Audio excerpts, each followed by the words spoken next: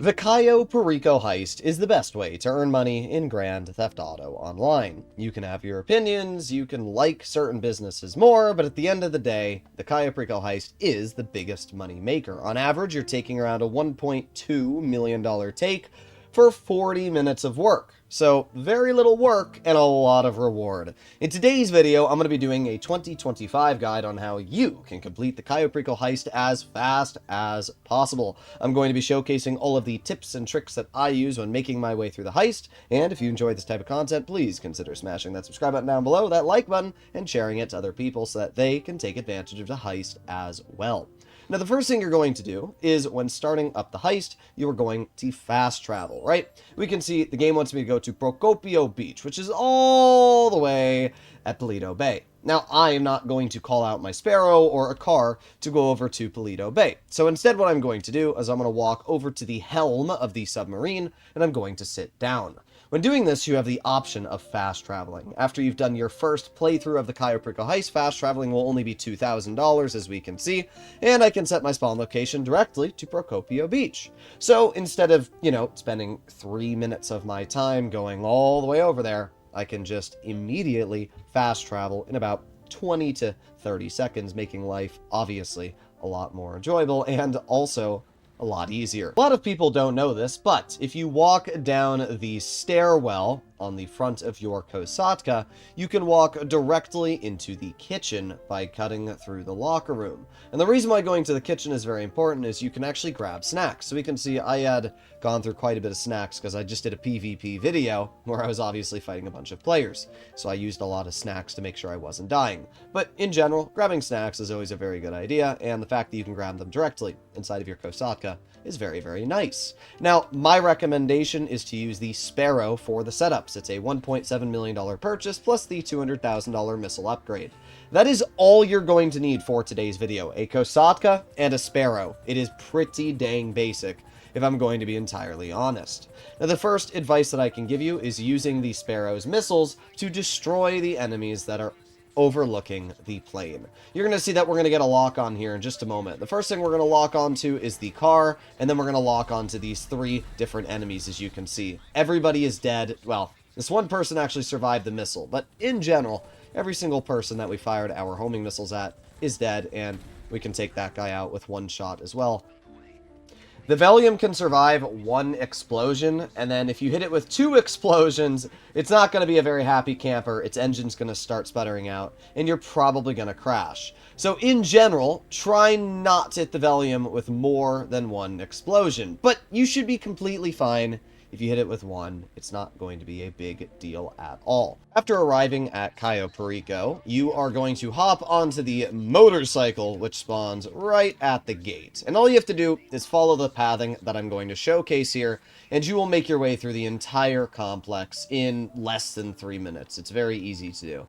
You're going to make your way down to this road over here and drive through the gate. I find it funny that Rockstar actually opened the gates because I think a lot of people thought those gates were closed, you couldn't drive through them, but nope, you can pop right on through those gates. Now what we're going to do is we're going to cross the road, and we're going to drive right up this wall right here. This is very easy to do. You don't even need a lot of speed for it. Just drive up the wall, and congratulations. You have now basically done the hard part. Now, we just have to drive over this little ledge, make sure we don't go into that security camera.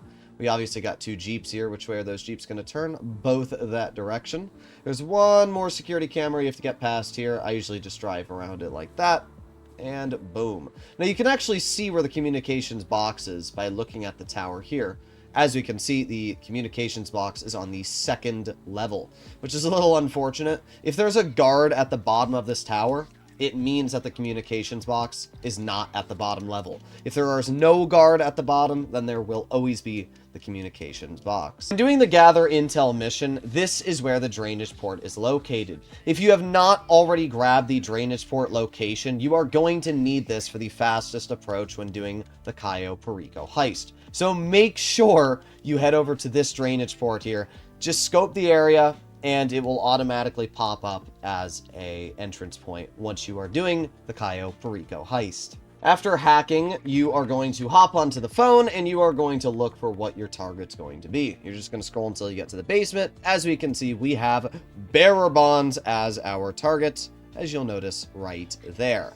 After we look in the basement, there's only one other camera we want to look at, and that is Office Cam 1 and Office Cam 2. The reason why is we want to see if there's any paintings there, just in case we don't get to fill our loot bags. And there you go. Indeed, we do have a painting in the office, which is quite nice, so we'll keep that in mind for later.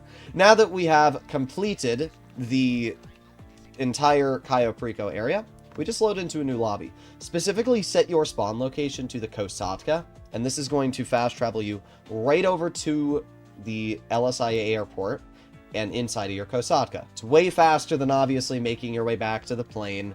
It is the quickest way to immediately get back into your Kosatka, and now we can continue the next setups. Now, I usually like to do the weapon setup first, just because this one's the most annoying. The weapon setup has two options. You either are going to get Merryweather HQ, or it's going to be one of a couple buildings. We can see this one is the Penrith building.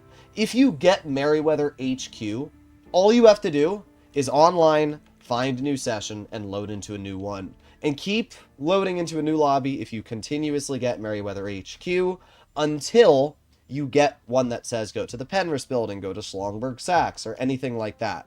I can tell you for a fact that completing the Merryweather mission takes forever, and you do not want to do it. So simply skip that mission, load into a new lobby. It should only take you 10 to 15 seconds. Another way that you can get rid of the Merryweather mission is by destroying the helicopter with your missiles, but honestly, that takes a lot more time than just simply loading in to a new lobby. Because we're using our Sparrow, always land at the roof of the building that you're going to. This is going to make life a lot easier. You can also exit through the roof as well, so just make sure that your Sparrow is in a pretty easy spot to enter, and you're going to make your way through that pretty easily. Now, when going into the office, all you need to do is pull out specifically the stone hatchet. If you don't have the stone hatchet, you can fight your way here normally, but the stone hatchet is an incredibly overpowered weapon, and the reason why is because, as you can see, it makes you just incredibly durable. You basically take no damage. Then, once you've killed most of the enemies in the building, you can just make your way through.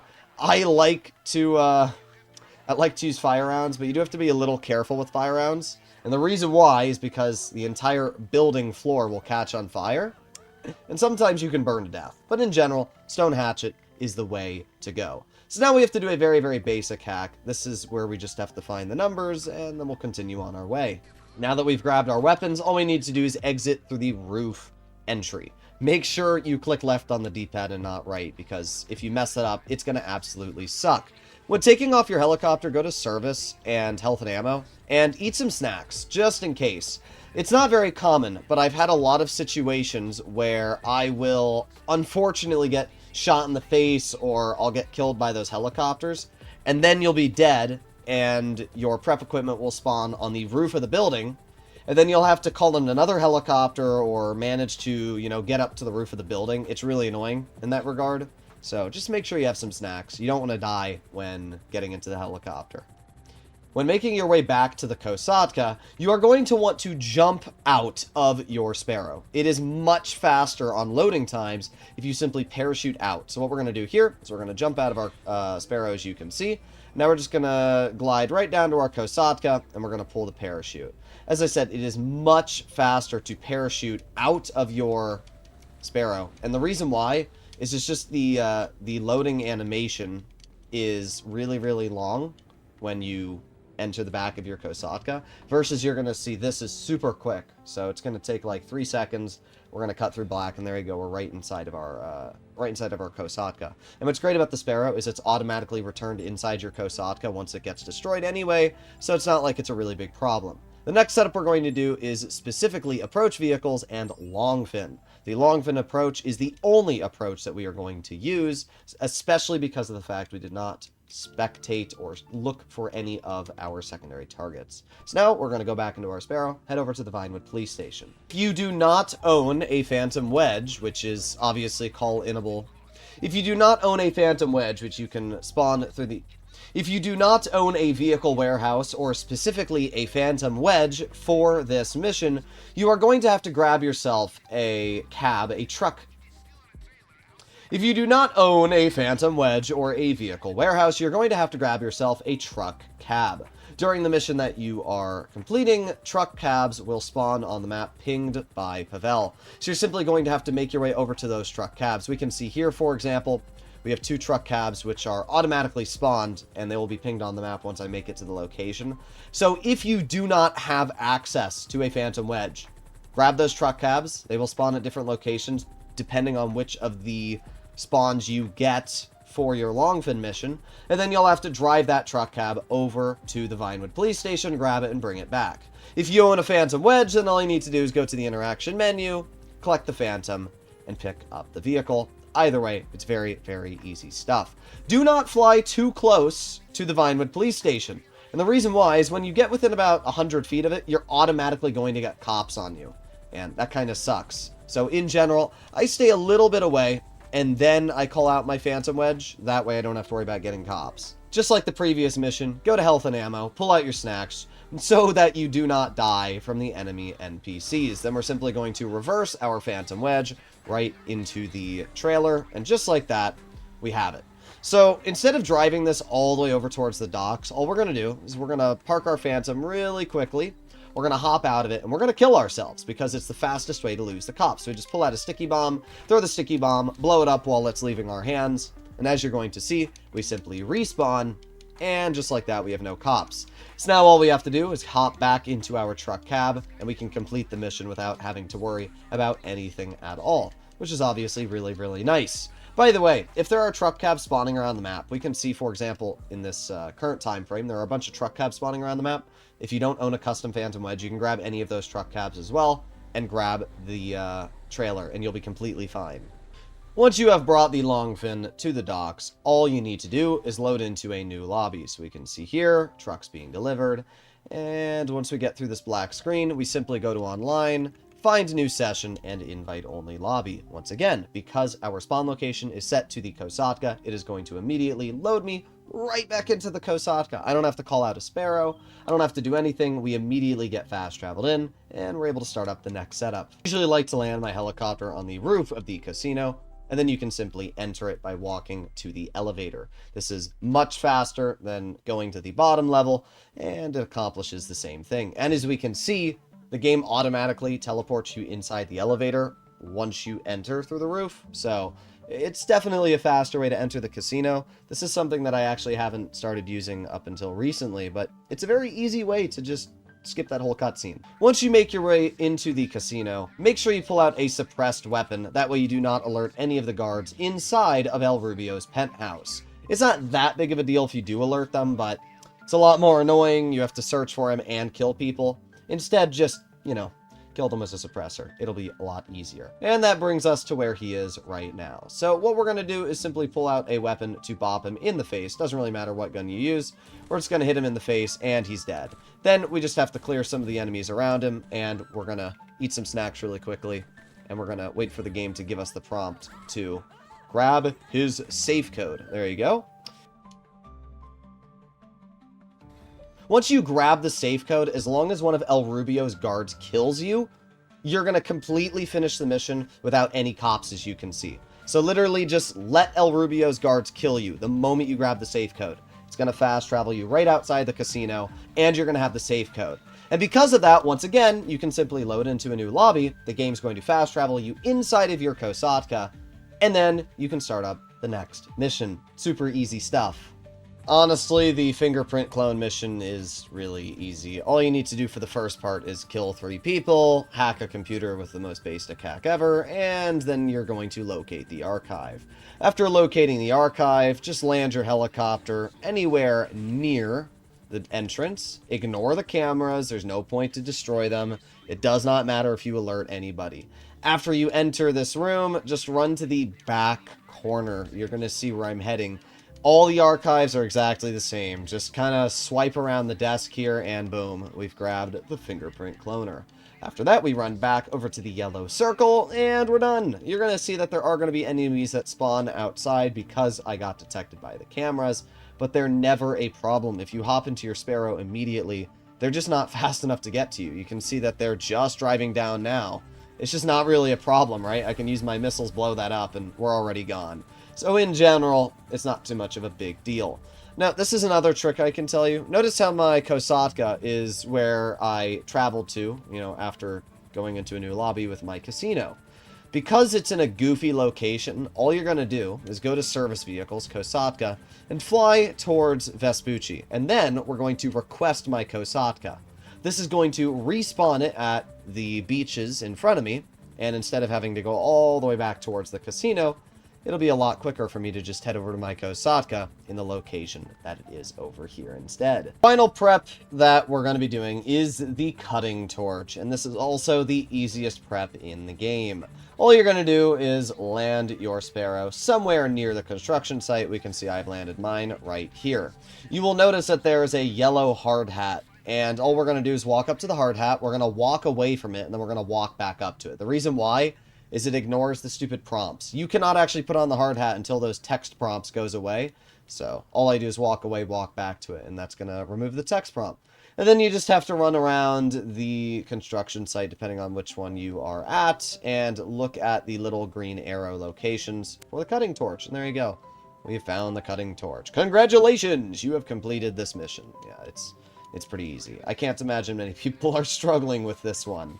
And now we are ready to start up the final mission, the heist. So we're going to skip all this stuff, go right to the start screen, put on some super heavy armor. Not that we need it. The method I'm going to showcase here, elite challenge every time, not a sweat. Approach vehicle longfin, infiltration point, main, drainage tunnel, airstrip, time of day, daytime, and then weapon loadout suppressors. That's it. It's as simple as it gets. If you don't have the drainage port location, you need to scout it on the gather intel mission. Simply go to the drainage port that you're going to see me head to in a little bit, and that's going to allow you to do it. But I should have also mentioned that at the beginning of the video. First thing we're going to do is turn our boat to the left, and we're going to head directly towards the airstrip. And the reason why is because we need to fill our loot bag. You may have noticed that I did not scope any secondary targets, and you might think, why the heck would you do that? The reason why is because I already know that I can fill my entire loot bag just by going over to the airstrip and the secondary loot location here. So let's do that right now. There's only one guard that you're going to need to kill when making your way to the airstrip, and it's this guard right in front of me. I just use my AP pistol, I aim it on his forehead, and take him out. That guard will not be detected by any, guards anywhere else. Even the Jeep that drives around in circles, it will not detect that dead body, so you don't have to worry at all about it being located there. So as you can see, this first table here only has cash, and then there's a second table above us which also appears to have cash. If worst comes to worst, we have a painting, so I can grab that as well. But let's grab our first cash spawn right here. Getting the second part of loot, you're going to grab this forklift, and you're just going to drive the forklift right into this crate here. And then you're going to pick this crate up and put it against a wall, as you're going to see. So we grab the crate, back it up, and then we're going to drive it right against this wall right here. So then we just get off the vehicle, climb up the back of this. Here we go. And done. Pretty easy stuff. And now we can see what's up here. One more cash spawn.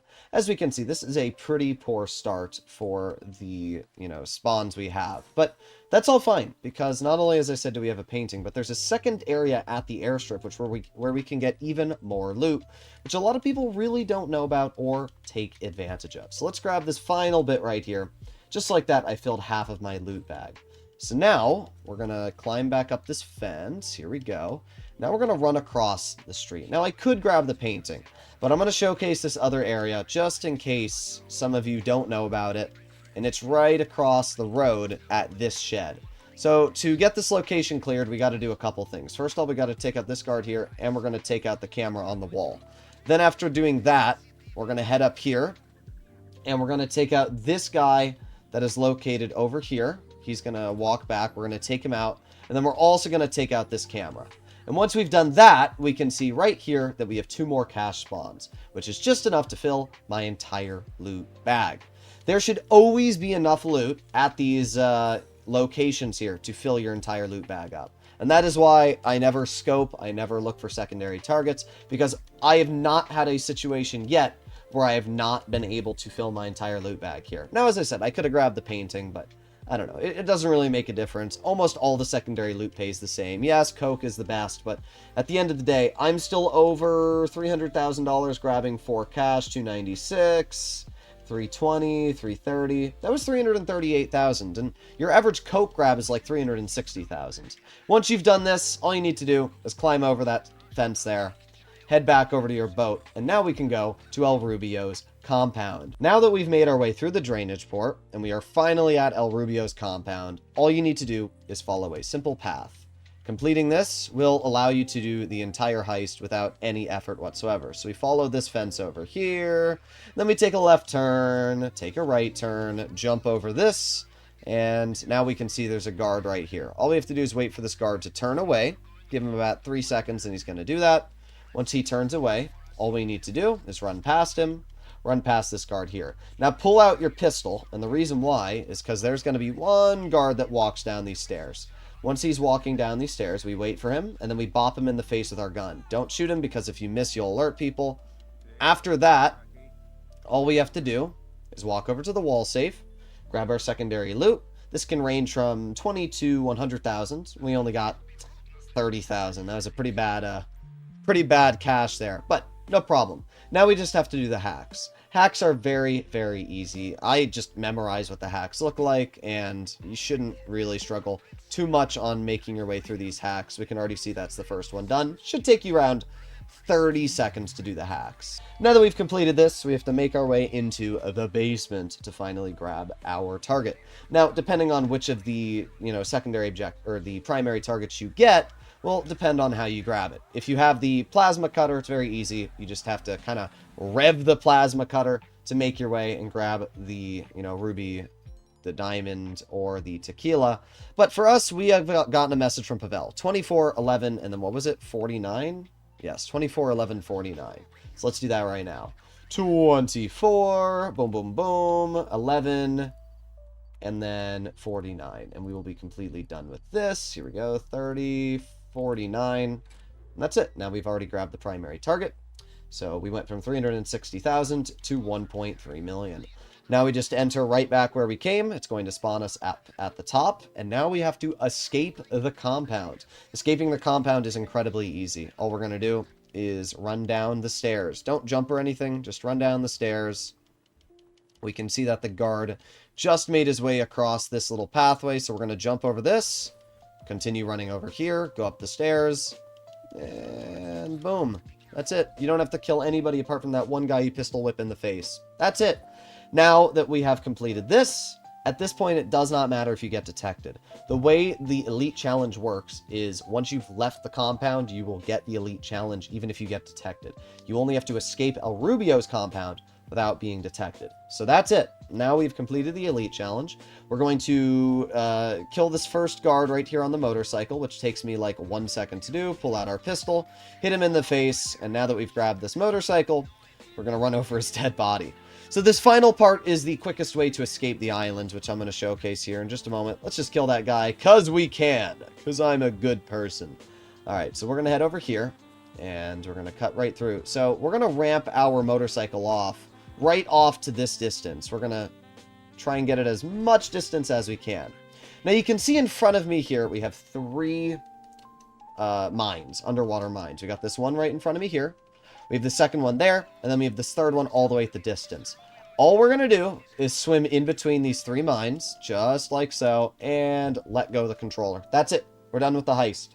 We've completely finished the heist. You can see I've let go of the remote, and at about 3, 2, 1, everything is going to cut to black.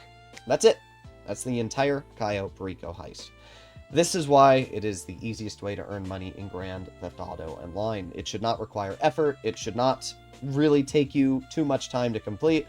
And now that we've done this, all we have to do is go through a quick cutscene and we can see how much money we've made. I don't know exactly how fast I was able to do everything. I'm going to guess 10 minutes, maybe 9 minutes and 30 seconds, but it doesn't really matter. As you can see, we made 992,000, and this was on normal mode. If this was on hard mode, it would have been 1,092,000 plus the elite challenge. There you go, 9 minutes, 42 seconds, and that's it. We get the elite challenge. So we made 1,050,000 for this. That's as easy as it is. So you can let me know your personal feelings, comments, and opinions down below. But at the end of the day, the Cayo Perico Heist is the easiest way to earn money in the game. This took me, at the current time, 39 minutes on recording. So that's it. Hopefully you enjoyed the video. And if you learned a thing or two, please consider smashing that subscribe button. I don't want to blind you guys with that loading screen there. But yeah, if you enjoyed the video, please consider smashing that subscribe button. I'll see you in the next one. Bye-bye.